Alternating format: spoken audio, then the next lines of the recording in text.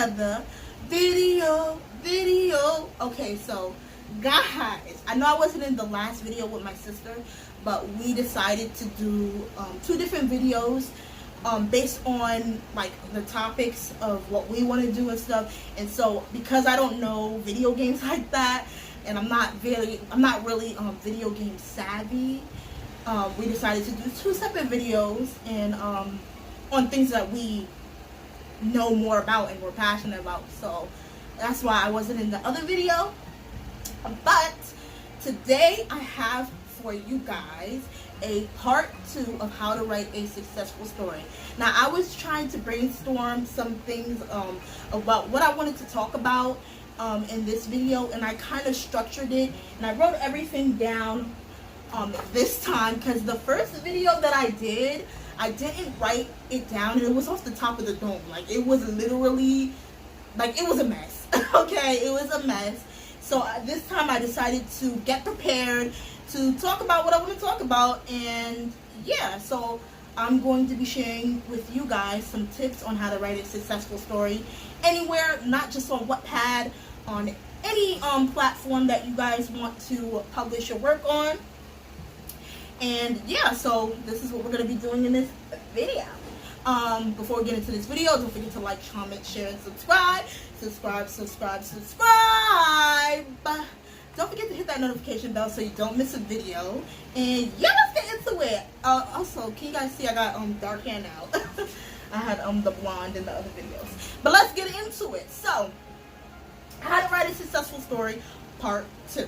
So, the first thing on the agenda that I'm gonna talk about is ask yourself. Well, basically, first we're gonna start off with the question, and that is essentially ask yourself, why are you writing in the first place? Why do you want to write this story? Who do you want it to appeal to? And I think that by starting off with this question, I think it's something that you guys can all just think about and really think about before you decide to start writing. Just ask yourself, why are you writing this story? What is the purpose of it? And I think that keeping in mind why you're writing a certain story is going to help you develop a story that you love. I think that when you remind yourself what it is that you're writing the story for and why, I think it'll become easier for you to write your story. And yeah, so it's just a basic question. You guys can answer in the comment section down below. I can answer the question. The reason why I write stories in general, and this doesn't have to be based off one thing, it can be anything, is because I enjoy it.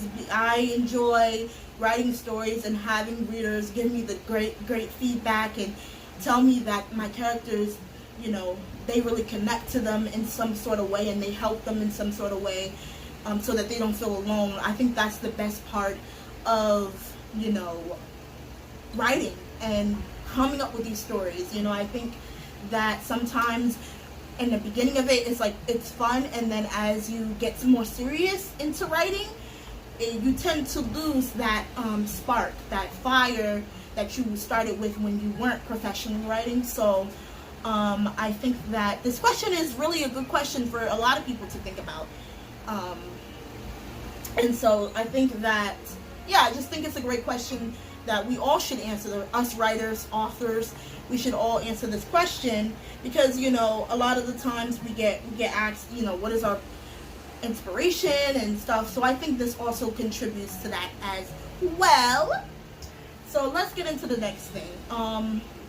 So the next thing I want to talk about or touch up on is writer's block. Does it exist? What is writer's block? And I wrote down the definition so you guys can know what writer's block is, because some of you may not know. So writer's block is basically the condition of being unable to think of what to write or how to proceed with writing. And that is essentially writer's block. Now, this has been, and I never thought that this would be a debate, but there has been a debate on if writer's block is a real legit thing. Like, does it exist? And can you necessarily get writer's block? And I think that it is, I think that So I'm just gonna explain from my experience and my opinion and what I think. I've heard people that claim that they have writer's block. I've heard that, one second guys, my sister just called, so I had to cut the video. She called me. But anyway, let's get back into what we were talking about. So writer's block, does it exist? Is it a real thing? Is it a legit thing? Blah, blah, blah. And I've heard people when people claim that they have writer's block, some people just call them lazy. You don't want to write. You're not a writer. Real writers don't get writer's block. And I think that's wrong. I think that writer's block is a legit thing. I've gone through it multiple times. If you're a writer, it is something that you go through. And I'm going to explain why. And yeah, I'm just going to explain why. So if you're writing, right? Let's say you're writing and you're writing and you're writing nonstop. And let me just give you a scenario of what I do. So sometimes I'll write like multiple chapters in a day on, and I don't work on just one book. I work on like multiple books, and that is something that I decided to do. So that is, if you can multitask and you can work on 2 books at a time, do it. That's for you. Nobody else can tell you how to work. You're the writer. You do what works best for you. But I can multitask. So I work on several other books of mine, and I'll just pop them up around me so you guys can see my books if you're interested in reading them. But if you're working, if you're if you're writing, writing to the point where you can't write anymore, like you can get to that point. It has happened to me several times. I'll legit write and write and write and write until I can't write anymore. Like you're just going to get to that point. And I think a lot of people don't understand that you can't. That doesn't necessarily mean that you're being lazy. It means that your mind is like, stop. Just stop. I need a break. I need to relax. I need to settle before we get any further. Because at the end of the day, you deliver your best work when everything is well thought out and you have the motivation to keep writing. And it's not necessarily that you don't have the motivation to keep writing when you get writer's block. It's just, it happens when you're going and going and going until you're burnt out, to oblivion. You know what I'm saying? And it's kind of like, I kind of compare this. I'm trying to think, because I remember before I decided to do this video, I had like an analogy that I compared a writer's block to, and I think it's coffee. I think it was coffee. That if you keep drinking large amounts of coffee, you eventually crash. You're eventually done. You can't do anything. You're tired, and that's exactly what happens when it comes to writing. You keep writing and you keep writing and you keep writing until you just crash. You can't think of anything else. And don't ever force yourself to come up with something that you don't really, that was just off the bat. You know what I'm saying? It wasn't well thought out, okay? So I think that it is important. So I do think that writer's block is definitely a legit thing. It happens. Is it a bad thing? No, not. It's not a bad thing at all. It happens. As writers, we get to the point where we're like, our brain needs to stop, it needs to settle, it needs to relax, so that we can produce more, better work than we have ever been doing. So I think that writer's block is a legit thing. Do I think you're lazy if you have writer's block? No, at all. Why? You're not lazy at all. Like, it's a legit thing, and I think people need to stop targeting and attacking people and writers and calling them, you're not a real writer if you get writer's block, you're just being lazy, all this and that. And it's just disgusting to say that to somebody who's passionate about their work, who has come to this point where they basically their brain needs a break. They've been working and working, and to the point where they can't work anymore. And I think that, like, taking a break is okay. It's not like, oh, you're never going to go back to it. You are. You just need a break. Your brain needs a break, and that's it. And that's all I'm going to say on that, period.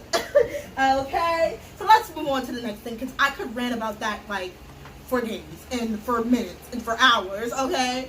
So let's just get on to the next thing. Is grammar important? And I think that when you're in school, a lot of the times, you know, I guess when you're writing, a lot of the times people tell you not to worry, you know, like teachers and stuff, tell you not to worry about grammar and stuff like that. But if you are appeasing to another, or like an audience or whatever, of course grammar is important. You're going to have those people's, what? You're going to have people that are going to comment on your book, and they're going to be like, correct this, correct that. You need to correct this. You're going to correct that. As writers, our minds are going non-stop. We're going and going and going and going. And sometimes it's hard, you know, to catch every little thing. It happens. It's happened to me. If you are not a person that likes, you know, for someone to basically be a grammar bully or whatever, then what you should do is you should, every time that you write a chapter, and you should be doing this anyway, is every time you write a chapter, reread it and edit. Editing is the biggest, is going to be your friend, okay? You need to edit your chapters after you've done writing them. And because I have literally, like, I just have sometimes I have so much juice in my head, and when I put it down on paper or whatever, and I write, sometimes it gets smashed, and it becomes like this boiled writing mess, you know. So I think that I know that you should be editing your stories every time you've written it and you've done it and you're about to upload it.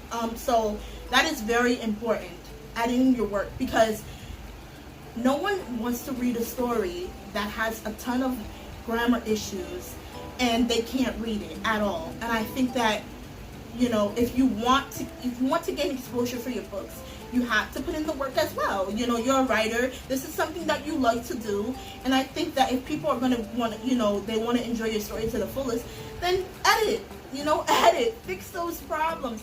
And they're probably just small little details that you missed, which is like I miss sometimes, misspelling and stuff like that. And also use editing software. If you type, write, you know, there's a lot of things that you can use to edit your chapters. It is important to edit your chapters, because then that is how you gain the audience. And no one wants to read a book full of grammar issues. Just edit. It's gonna be your best friend. Just do it. Okay. So the next thing that I'm gonna be talking about is, what about the plot? And the plot is essentially like your storyline. And so basically, I always say, before you write your chapters, you should, okay, let me start again, because my brain is all mushy, okay?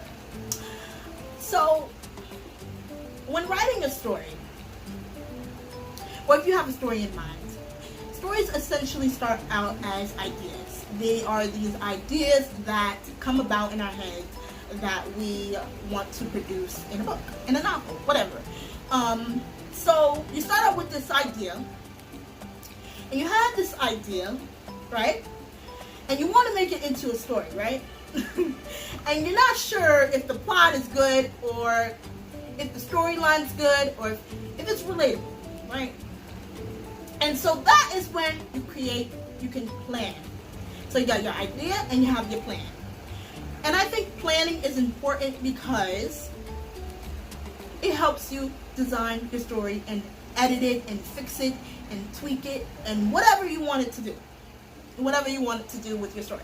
So the plot is important because it is essentially what your story is going to be about, right?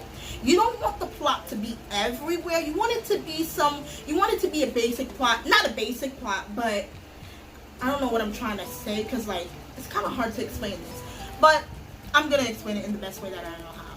So work on your storyline. Take time in designing and constructing your story, because it takes a while. You know, a story is not something that it is an idea. It starts out, like I said, starts out with an idea, but you have to take time in constructing it, because you want it to be the best that you can be. And I mean, someone should be able, a reader should be able to tell someone else what your story is about. And if they can't do that, then your plot is not good enough. You have to go back, work on it, fix it, tweak it, so that when that reader goes and recommends your book to someone else, they know exactly what the story is about. And that is important. That is definitely important. You don't want your readers, you know, not understanding what the story is about. And the storyline should be something that, you know, that is easy to follow for your readers. You know, so you don't want it to be all over the place. Take time. When writing a book, it's planning. It's all about the planning. You know, it's all about the process, the juiciness. You know what I'm saying? It's all, you gotta take time. You can't rush everything. Rome wasn't built in a day. I keep hearing that expression. Okay, so the last thing that I want to talk about, because this video will be long AF, is I'm going to put these two together. Do you have relatable characters? And when it comes to characters, essentially, you want to create a character that someone can relate to. And I said this before in my first video. You can go watch it. I said this before in my first video, that when it comes to writing characters, have them be people like that readers can relate to. And when I mean relate to, I mean, how can they connect to this character? Do they see themselves in this character in some sort of way? It makes for a better story. And I always say, you can create characters based on real life people in your life. So for my book, and I'm gonna pop it up here, Starlet McFluxburg, that book is actually based off of me and my twin sister. Now, I did tweak the other character, the second main character, of course, but it is essentially based off of me and my twin sister. So I think that when you're writing a story, you have to keep that in mind, about how you want your characters to be portrayed, how you portray them.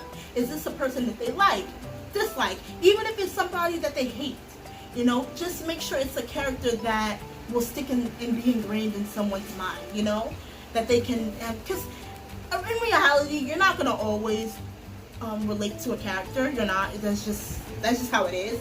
So I say create someone that you want somebody to be in favor of, and if it's not a character that you don't want people to be in favor of, you want to evoke some sort of emotion out of your readers, or you know, out of your characters, you know, so that your readers evoke some sort of emotion towards them.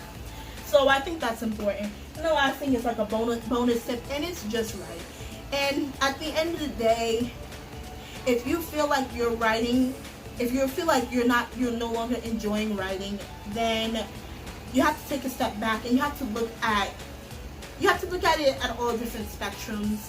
Like if it's something that you know, you're stressing out about, and then you need to take a break. And like I said, there is no problem with taking a break with your writing. And I want you guys to remember that. There's no problem with that at all. You know, I think we all need a break sometimes, and I think that's how we deliver our best work, by taking breaks, by planning, by editing. That is how we create the best stories that we can showcase and have people connect to. And that is what is mainly important. You know, at the end of the day, we're doing this because we love it, because we enjoy it. At least that's what I'm doing it for. What are you doing it for? That is something that you guys have to remember and you have to think about. And so that is going to conclude this video. It is probably long as heck. I did not mean for it to be this long, But if you guys want me to do like a part 3 of my rant on like writer's block, just on writer's block, I can do that because I can rant for days, y'all. But that's gonna conclude this video. Don't forget to like, comment, share, and subscribe. Subscribe. Oh, my voice cracked. Oh, did you guys want to see like a video about my plants? Like, I know I haven't showed you guys this, but this is my peace lily. She is beautiful. She has grown so much. So let me know if you guys want me to do like a video update on my plants and stuff, because I've gotten some new plants, and also yeah, I've gotten some new plants. So, and I didn't vlog, you know, getting them or whatever, but yeah, so let me know if that's something you guys are interested in. I'm gonna end this video here, and that is all for this video, guys. See you later.